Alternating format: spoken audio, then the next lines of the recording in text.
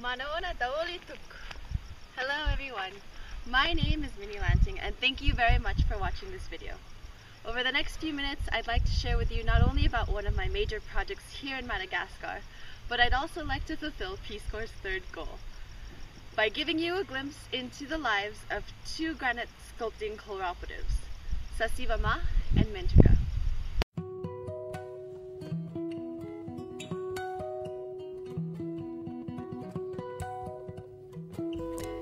The island nation of Madagascar, off the east coast of Africa, may be best known as the world's largest vanilla exporter and a prime location for ecotourists. But, in spite of its rich resources, Madagascar is classified as one of the poorest countries in the world, with a per capita annual income of only $240. Approximately 1/3 of children complete primary school, and just over 50% of the population is literate.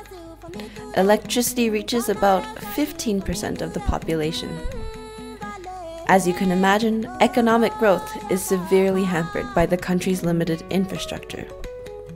Limited infrastructure, which is exactly the problem for the cooperatives of Sasivama and Mentuka.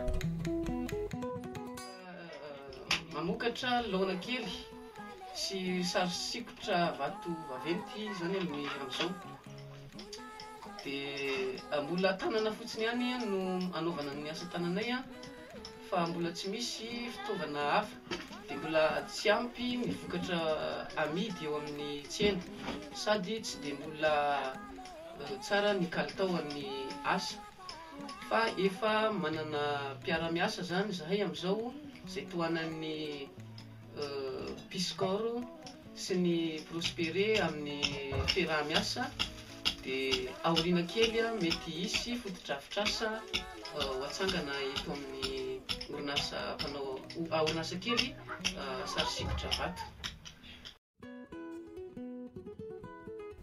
The 36 members of Sasivama and the 23 members of Mentuka live in two rural villages, Mariampuna and Moratsiazu. They have no electricity and no access to clean drinking water. Located along the National Route 1 and only 2 hours west of the capital city, the sculptors benefit from their high visibility and welcome many orders from tourists and other passers-by on their way to and from Antananarivo. Thus, as their main income-generating activity, the 230-plus villagers base about 80% of their household income on the sales of their granite sculptures. The rest of their income is subsidized by secondary activities, such as farming or selling of second-hand clothing.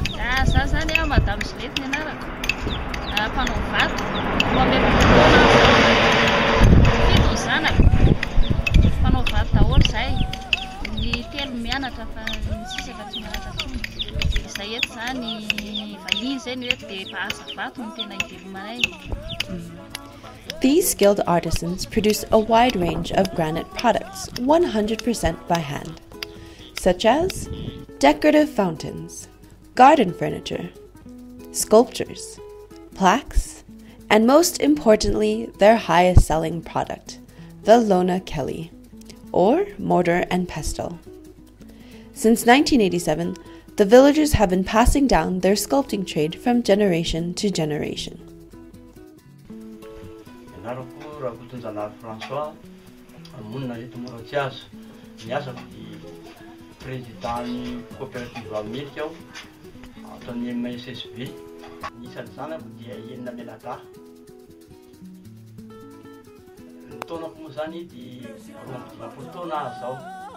Dia tamin'ny taona 7 sy 7 aho nanomboka nanao lona voalohany tamin'ny l'année 187 zany ary nandeha nianatra tany amin'ny fianaratsoa tamin'ny 93 sady niasa niaraka tamin'ny entreprise zany nianatra sary sikotra vato. Zany hoe ny mpampianatra zany tsy misy fa mianatra tena vato any fotsiny eo amin'ireny mpanao sary sikotra hazo reny eo am-positra dia jerevana dia nafindra natao amin'ny hazo zany nafindra amin'ny vato. The work is as hard as the granite they work with. Though it may be physically demanding, everyone in the family, even small children and the elderly, participate in the sculpting business. Like Madame Juliette, many parents cannot afford to keep paying for all of their children's school fees. As a result, many children do not finish primary school, and instead, they must take up work at an early age to help contribute to the family income.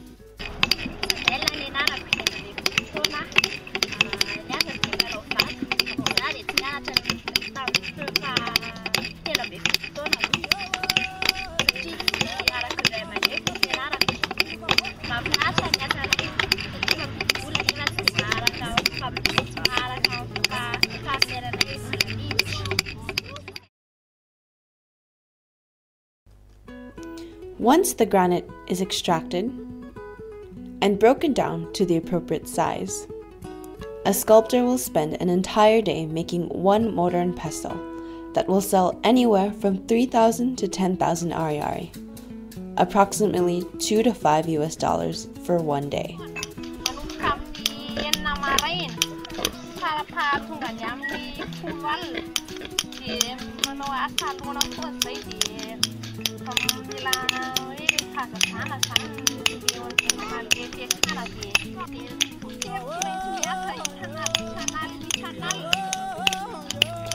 With the current level of production, the community is severely handicapped in terms of economic growth. Sculpting and polishing products 100% by hand severely limits production capacity, quality, and the cooperative's economic productivity. Secondly, sculpting by hand outdoors under the sun also negatively impacts the health of the workers. For example, a skilled worker wields hammer and chisel all day, but yields only 1 to 2 mortars and pestles, all with much strain on the back, hands, and feet. Due to their high visibility along the Route National 1, the villagers have received many high-quantity orders for mortars and pestles and other granite sculptures. Thus, the workers often work past sundown by candlelight indoors. The dim lighting causes unnecessary strain on the eyes, and using candles for an extended period of time also poses a major fire hazard for the home. Working indoors also puts the members at risk of silicosis, a serious lung condition as a result of breathing in the dust from the granite. In April 2009, the members petitioned for aid from the Malagasy government to install electricity. Jirama, the national electricity company, estimated that electrification for the two villages would cost 110 million Malagasy ariary, or about $45,000. Given the relatively low number of beneficiaries, finding financial support from the Malagasy government and international donors for such a project posed a great challenge and would require a great deal of time, perhaps even longer than my 2 years of service. A simpler solution was needed. Together, the community and I have redesigned their strategy to achieve more feasible goals. The cooperatives formed a committee to determine how the Peace Corps Partnership Program can best address their immediate need for better production and better working conditions. Through the Peace Corps Partnership Program, I aim to help these two cooperatives by raising $4,028 in order to help them buy 1. Electric power tools, 2 angle grinders and 2 impact drills. 2. Building materials to construct a formal workshop with proper indoor lighting. For this project, the community will also receive additional help from Prospere, a Malagasy governmental program.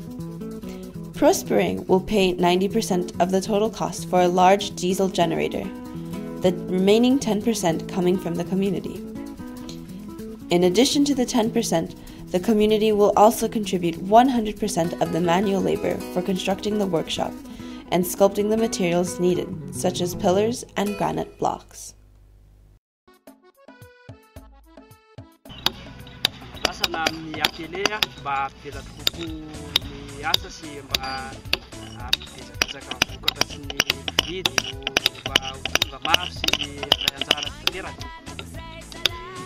Ny andrasana moa zany ato amin'ny atelier ty zany a zavatra tazaminy misy io dia mba fatratra ihany koa ny orinasa madinika zay tatanina eto amin'ny coopérative mendrika. Ka izay mampatonga hoe anajoro an'ity atelier ity zany mba ahafahana mampiasa amin'ny herinaratra sy ny machine zany mba haingaka ny anako. Manantena fa hiatsara ny vokatra sady hitombo atomeny farafahakeliny rehefa vitanay miaraka amin'ny piscor dia fotodrafitrasa goavana ity. Zay In order to receive any funding for this project, I need to raise the full amount of $4,028 from friends, families, businesses, and other organizations. So, if you are interested in helping the men and women of Sasivama and Menchika, please click on the link below and follow the directions to click on Donate. Please remember that all donations are tax deductible and 100% of the money goes to this project.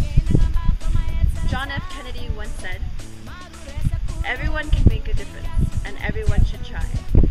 So on behalf of the people of Sasivama and Menchika, Misaotra betsaka, thank you very much for all that you do, no matter how big or small. You are making